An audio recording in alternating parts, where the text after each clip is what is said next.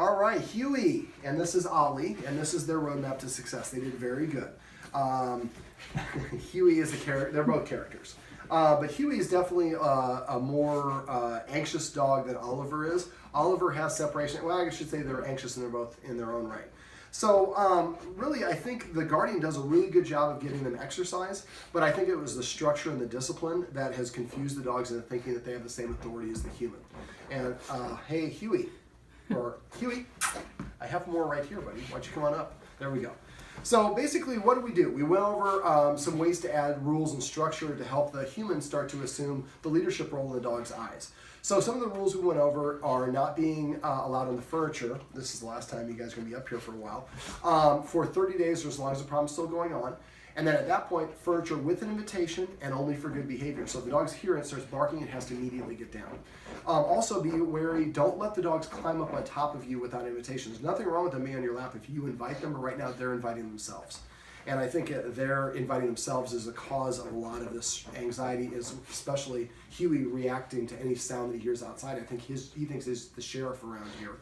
And usually sheriffs wear a white hat, not white fur. So let me see, some of the rules. Not being allowed within 7 feet of a human who is eating. So if the human's eating on the couch behind the camera, the dogs will not be allowed to be within that area. You're going to use the escalating consequences to disagree with the dogs when they do that. So hiss, stand up and turn to face, march and turn to face until they're stationary, then stand, sit, or lie down. Then we take that step back, pause 1 second, and go back to doing what you're doing. The third consequence is marching directly towards the dog until it turns sideways or greater away from you. Wait until, and then at that point we go to the second consequence. We're pivoting, keeping the dog in front of us until it stands, sits, or lies down. Take a step back and then go back to doing what we're doing. The only time that wouldn't apply is if the dog turns sideways in a designated no-dog zone, like the area around eating or around the human eating. Then we would continue walking towards the dog until it crosses the line, and that's the point we stop enforcing it. That's how we establish an invisible boundary.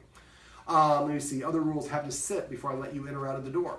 Go to the door and say sit once. If they don't sit, walk away. If they don't sit within about 2 or 3 seconds. Wait 1 minute, come back and repeat the process. If they don't sit that time, walk away for 2 minutes, next time for 4, next time for 8. So each time they don't comply, they have to wait twice as long before they get another opportunity to comply. When we're preparing food in the kitchen, they should not be allowed in the kitchen. When we're putting food down, they're not allowed to be near the other dog that it's eating, and they have to wait for permission to eat. Remember to say the command word for each dog's word to eat when they take that first bite of food. Now, when you're doing the feeding, at first you want to stay in the kitchen against that wall, kind of where you were. Eventually, you're going to be on the other side of the dishwasher, kind of in the main part of the kitchen, and the dogs are going to have to wait about a week before you start doing that. Then you gradually move further and further away, but because eating is such a primarily important activity for dogs, by adding structure to something we're going to do every day, it helps them respect the human a little bit more as an authority figure. Huey is barking because the treats are up on the mantle and you can't get to them. Let me see. Also look for ways to delay gratification. So if you're playing fetch, make the dog sit before you throw the ball. Make it sit and then wait a couple seconds. Sitting and waiting for food is a good example of that. But there are other things that dogs like to do that we can add a little bit of structure to help them feel a little bit more, to build up more self-control, which will help with a lot of the reactivity issues. Now, we also went over a counter-conditioning method with Huey because he barks when the doorbell rings. He barks with a lot of things. Remember to start a journal and then use the counter-conditioning. For counter-conditioning, we need to be delivering the positive reinforcer first. Then the stimulus needs to happen, and the stimulus needs to happen at low enough intensity that he will be more interested in the treat. So when we were doing the doorbell right here, he was too close to it. We moved him behind the couch about another 8 feet away. We were able to achieve what we wanted. So I lower the intensity by increasing the distance, slowing down the speed, or turning down the volume. So look for ways to do that whenever you're using counter conditioning. And if there are other capacities where you want to use counter conditioning, you're not sure, call or text me. I have a whole bunch of videos that I can send you a link to. Let's see, what else? We went over the stay technique for this guy. And so it's really going to help. I probably would teach both dogs to stay. The difference is I would give them each a unique release word.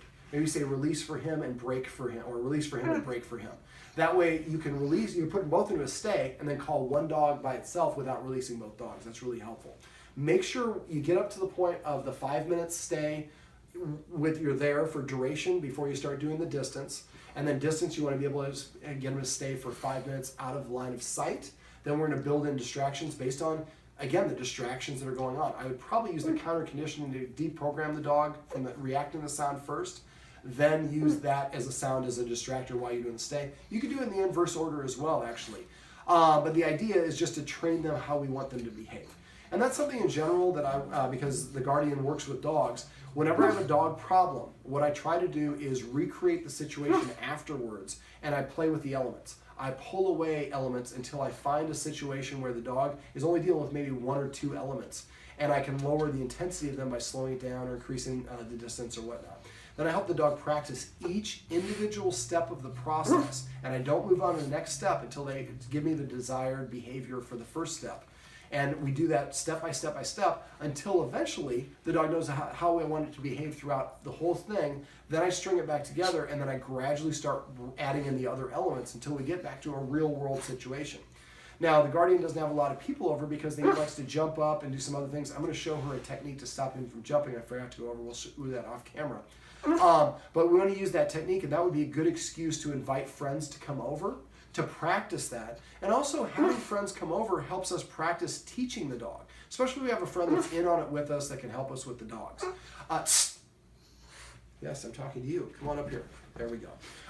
And so a lot of times we like to shield our dogs away from whatever the thing is and change our lifestyle to accommodate the dogs, but we're really just kind of crutching that problem.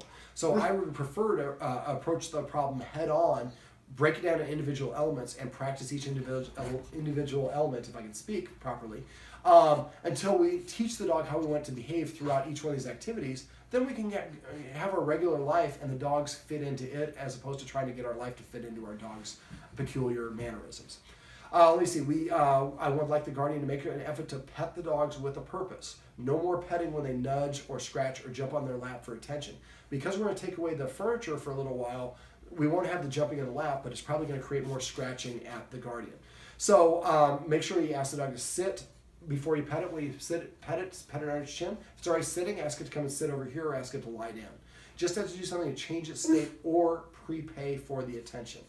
Also, make sure you do this with guests. Tell your guests, hey, we have a rule that you can't pet the dog unless it does something to earn it first. After a while, the dog will start manding for your guest and go and sitting in front of them saying, that's the way to get my attention.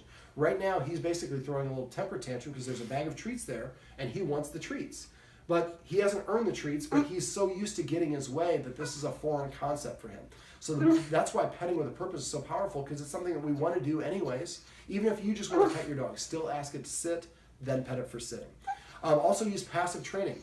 Make sure to recognize and reinforce the desired behaviors your dog has. Every time your dog comes to you, pet him and say, come.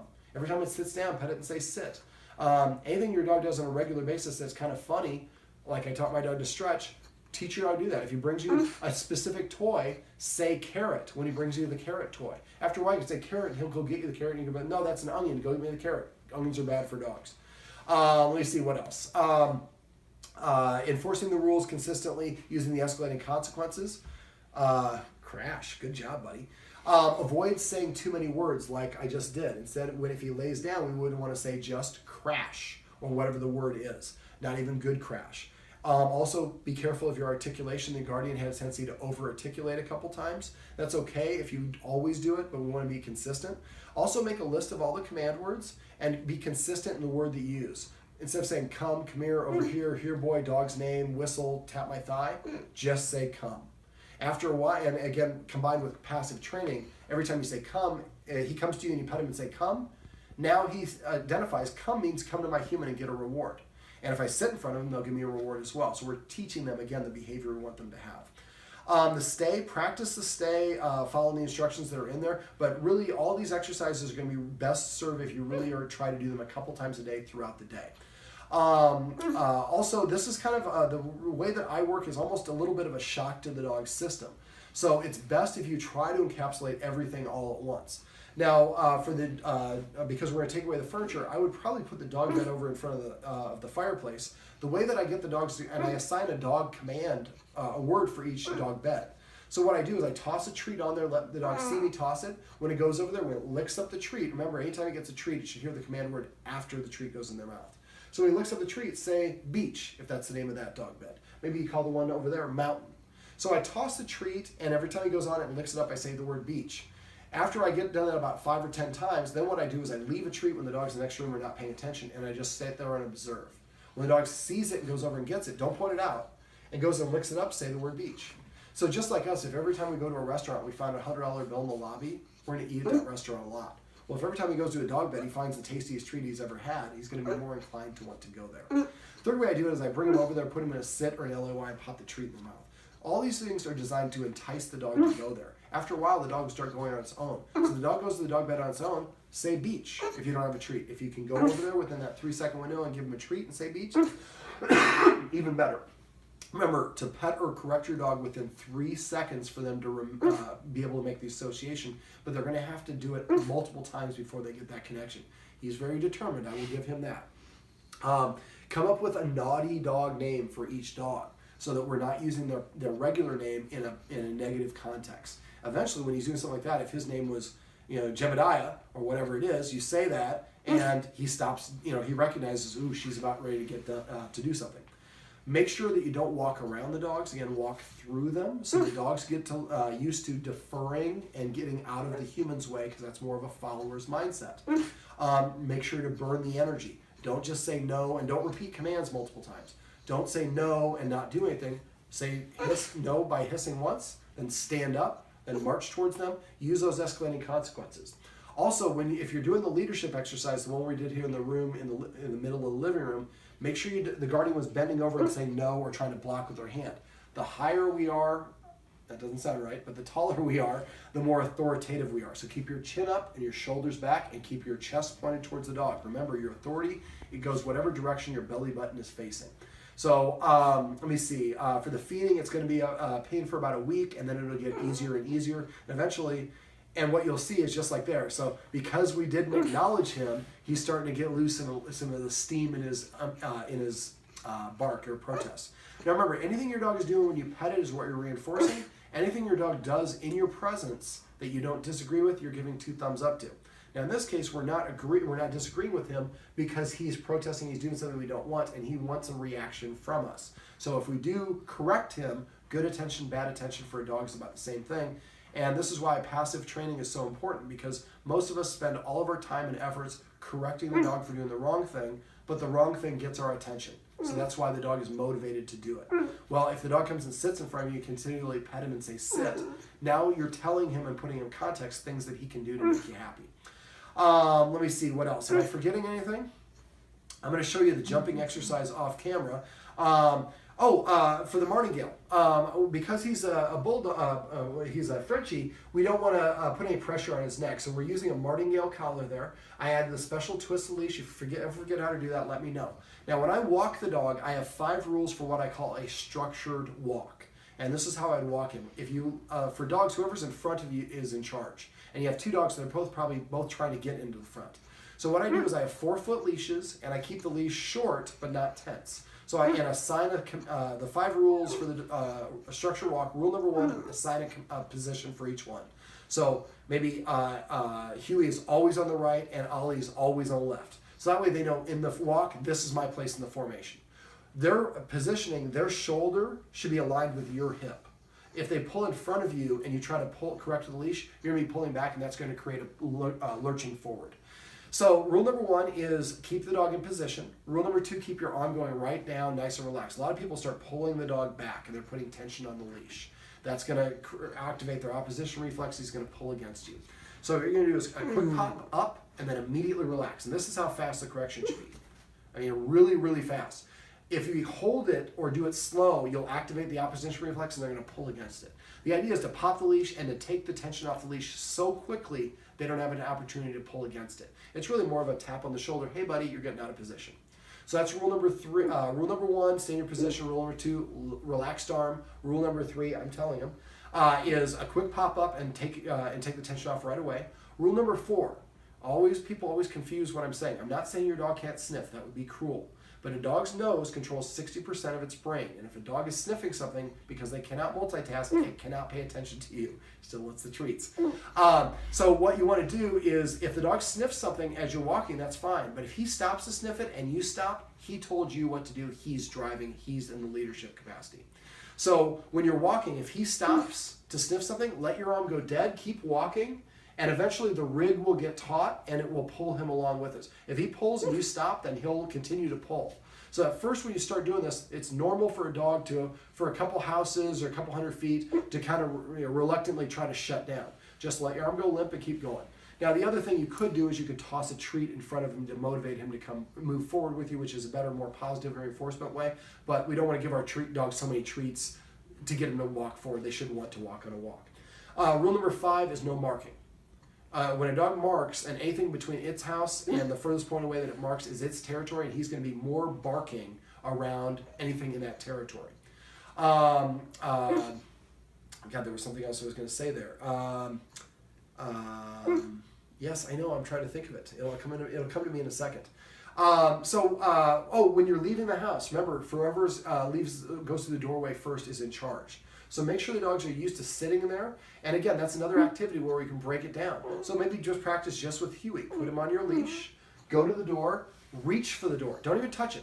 That reach is going to get him up out of his sit. As soon as he does, stop what you're doing, tell him to sit.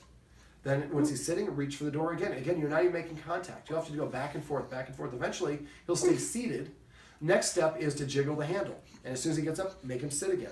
Go through the whole process until he understands that even when that door is wide open, I'm not allowed to go out of it until my human gives me the release word or goes through it first. If he runs up and down the stairs ahead of you, that'd be another thing. Teach him to wait at the stairs, and then you go through the door, through the stairway first. Let me see, what else? I think that's just about it. Now, if the guardian has any other questions, I want her to call me or text me. I can usually help with a quick phone call over the phone, and I have literally thousands of videos that I can share with you for any technique that we didn't go over during the session. Off.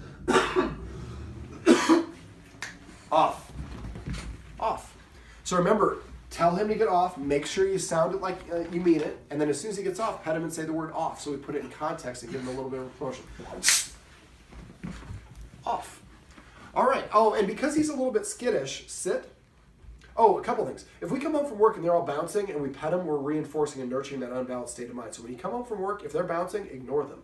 Walk through them, and as soon as they sit down, start reaching. As soon as you do this, he's going to start wiggling, get up, pull your arm back, and continue doing what you're doing. You might have to go 5 or 10 or 15 times eventually. He'd all the way. So see, he's got up, so I stopped. Sit.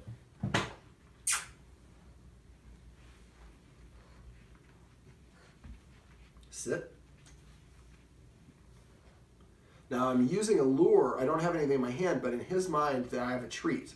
So this can help him practice staying seated while he's getting petted. And again, for him, I think it's an insecurity is why he doesn't like having his being petted under the chin, where he's getting better at it. And I do see he has a little bit of redness, and so it might be a little bit of dermatitis or something like that. Huey, you did very good on this session. Ollie, you also did very good, buddy. This is Ollie and Huey's roadmap to success. Remember, everything you do trains your dog. Only sometimes you mean it.